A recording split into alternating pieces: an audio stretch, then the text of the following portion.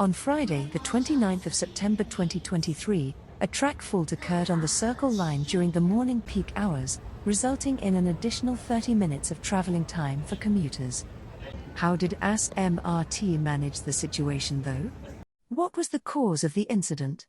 Were the contingency arrangements that were put in place sufficient? Let's find out together in this video. I am currently on board bus service 16 meters at Dakota MRT station. Let's alight from the bus. At first glance, the blinking orange lights catches your eye and raises some curiosity. These orange lights signify that free bridging buses, FBB, are in operation. A few moments later, a FBB bus pulls into the bus stop. Let's board the bus and take a short ride to Stadium MRT station, where we will observe what it's like at platform level. We arrive at the next stop, Mountbatten MRT station, which is just one bus stop down the road. Interestingly, instead of turning right towards Sims Avenue and Nickel Highway like almost all bus services that serve this road, the bus continues straight towards Stadium, which is a rare sight. Passing through the stadium area at high speeds, the bus pretty much fetches air, with only 2 other commuters on board the bus.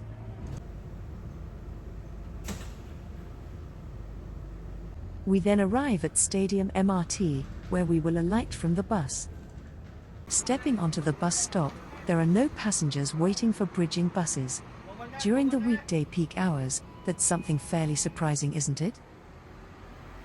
Waving goodbye to the FBB bus, let's proceed into the MRT station, which is just a stone's throw away from the bus stop.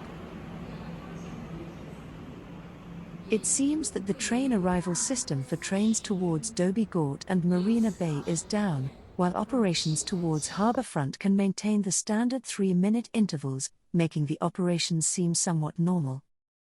Staff were on site to distribute brochures with alternative bus service options, which I felt was a helpful gesture.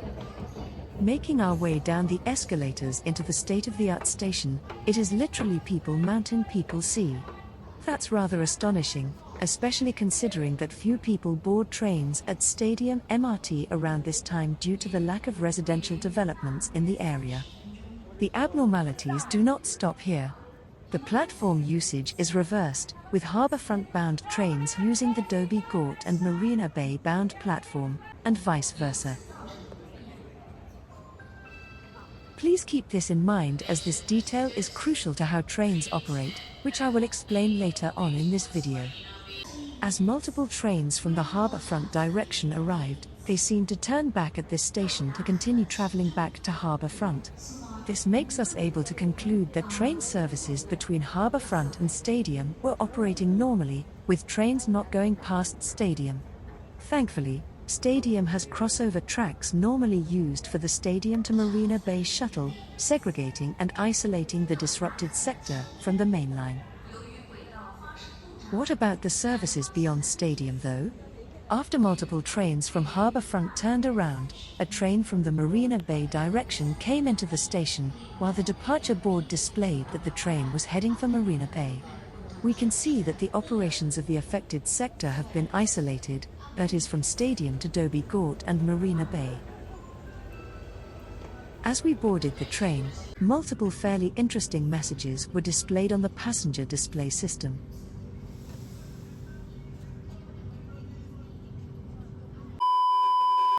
Shortly after that though, the train departed towards Nickel Highway station. Departing and arriving the stations from the track designated for the opposite direction was a unique experience, giving vibes comparable to the Ma On Shan section of the Chuan Ma line on Hong Kong, where trains run on the right-hand side to facilitate a cross-platform transfer at Tai Wai station with the East Rail line. Arriving at Nickel Highway station at high speeds to reduce the travel times and increase train turnaround speed, the same situation occurs again, before eventually arriving Promenade station on the wrong platform. Over here, many passengers alight to transfer towards Dobie Gort because the line branches here in 2 directions, making it a rather chaotic situation. Departing Promenade, we can see the line splitting at the Promenade slidings towards Marina Bay, while the other direction goes towards Dobie Gort on the main line. The train then arrives at Bayfront Station, again approaching on the tracks designated for the opposite direction. Why is this happening? The answer lies in a very simple explanation. Bayfront Station features stacked island platforms enabling cross-platform transfers to the downtown line. As such, the Marina Bay-bound Circle Line platforms are actually on the floor above. Here's the answer: the upper platforms are not being used at Bayfront Station. As there are no crossover slidings from Marina Bay to Stadium stations, train operation is thus forced onto a single track should any segment of the track fail. In this case, according to the Straits Times, cracks on the rails were discovered during the wee hours of the morning, causing the Marina Bay and Dobie Gort bound tracks to be suspended, which uses the upper platform at Bayfront Station. There is still one unanswered question though: where did the fault likely occur? To my surprise, I don't know the reason. I search for the reason, I can't find out the reason. It still remains a mystery to me. To uncover this mystery, let's ride a downtown line train back to Promenade Station. Promenade Station is configured with 4 stacked side platforms, resulting in a long escalator up to the Circle Line platforms. Over here, we can see that the next train is bound for Stadium.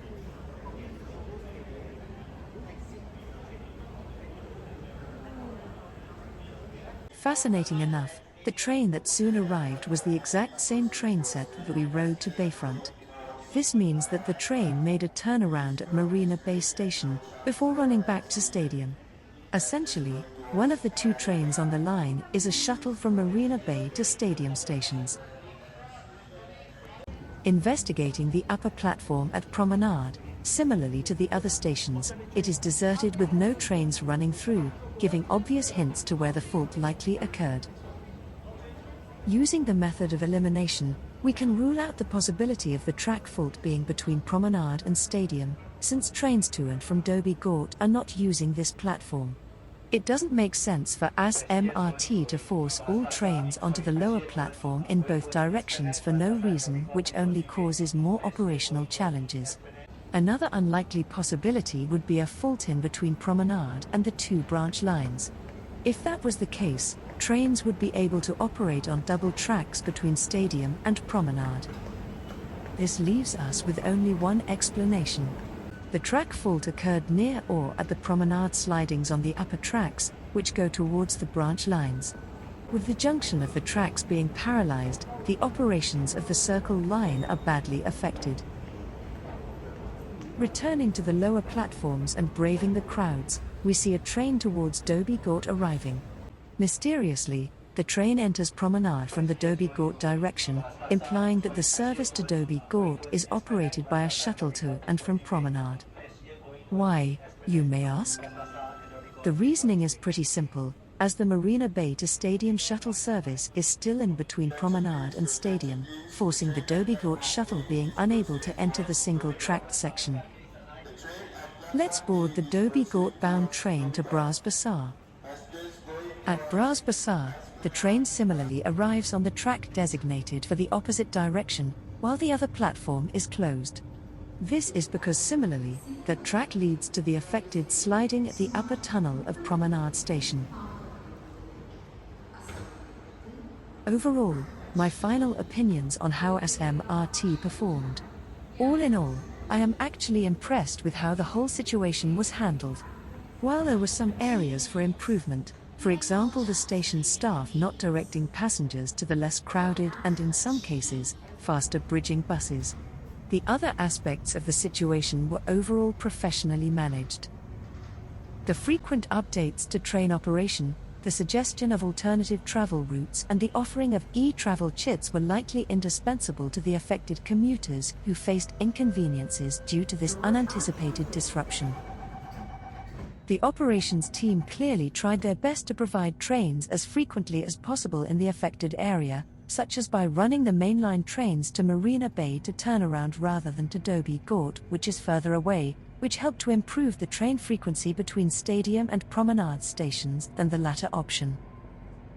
The 30-minute additional travel time estimate was accurate, with the sector between Marina Bay and Stadium running on approximately 20-minute frequencies.